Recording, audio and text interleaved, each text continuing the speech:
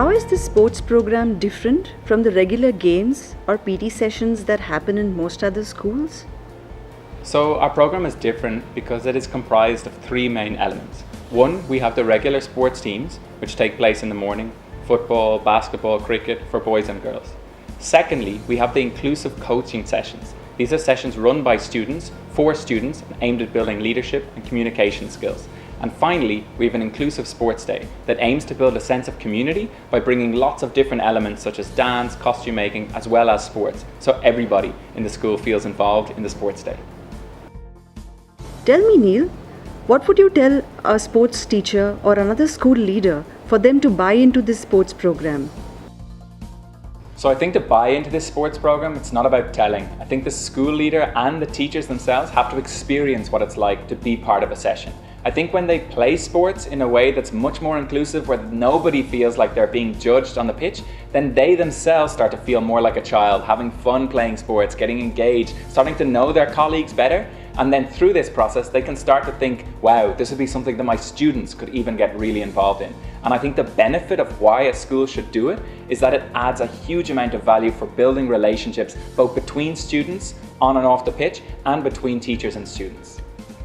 Neil, how does your program impact gender stereotypes?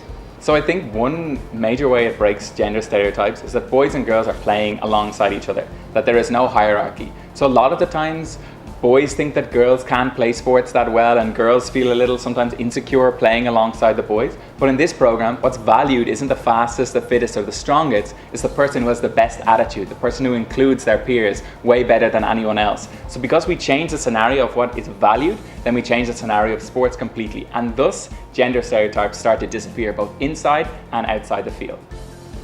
What are the three mantras for a great sports coaching session? So I think the most important thing is that students are well prepared and that they've designed a plan that's both appropriate for their class, and that they have a really clear sense of how that plan is going to work. There's a great anecdote I can share from this. Bonnie and Sakshi, two students, they had gone up to the hall, practiced with their drills, seen how it worked in reality, so they had a really keen sense of why they were doing what they were doing and how it would look.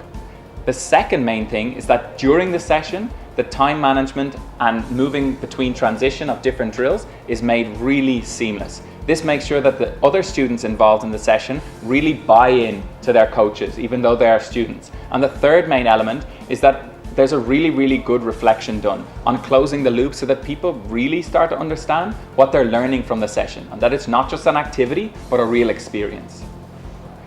Neil, so are you saying you don't have a sports teacher? So the students themselves actually run the sessions, but the school sports teacher still is there as part of the session.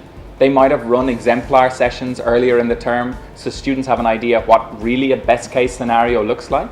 And then the sports teacher observes the student, helps them with the planning of the session, and also is there to reflect on whether things have gone well or whether they haven't. Alongside this, the homeroom teacher participates in the session. So we do have two adults who are there observing, making sure the session goes off smoothly, and that they also have the opportunity to play alongside the students. On what basis are the student coaches selected? So during the session, the coach or the students' peers who are running the session look at the attitude and leadership capabilities and the way in which people are communicating with each other on the field. If a student is being really inclusive towards other people, then usually they're one of the ones who are nominated for the session. However, it's not only the standouts in terms of attitude who are chosen. Sometimes the homeroom teacher who is there observing the different session may be able to actually highlight a student who's been particularly disruptive and say that it would be a great opportunity for them to lead the session for their peers, and that there would be the maximum value gained out of that scenario. Have coaching sessions not ever gone bad? And as a sports teacher, what would you do in such a scenario? So a session that's not that great usually is when the students aren't prepared, or they haven't really thought of innovative games that will get the best out of their classmates.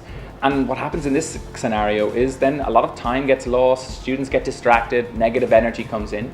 So what we'd suggest in this kind of scenario is that the homeroom teacher or the sports coach can actually step in at that moment, maybe take control for the rest of the session, and then also use that as a chance to give reflection to the rest of the class about things maybe you need to work on if you're planning a session. This can help the students as a whole develop better leadership and communication skills. We often get in older buddies from different grades who maybe have a clearer idea of the sports program, and also the students are way more likely to listen to them. This becomes a great opportunity to actually buddy with students from different grades, and then we think that the students can learn from this. With so much academic pressure, do you still have the sports program for the grade 11 and 12 students? So at this age, I actually think it's the most important. So students are bogged down with a lot of academics, a lot of stress, and this can be a huge opportunity for them to both bust that stress and secondly, to bond with their class. Students at this stage are all in individual batches studying subjects that they don't really have many time to gel up together. So this really provides them a great opportunity to say, what are we about as a class? How do we build that sense of community? And let's not forget all of these things about inclusivity that we learn through the sports program when we go out into the real world in college and beyond.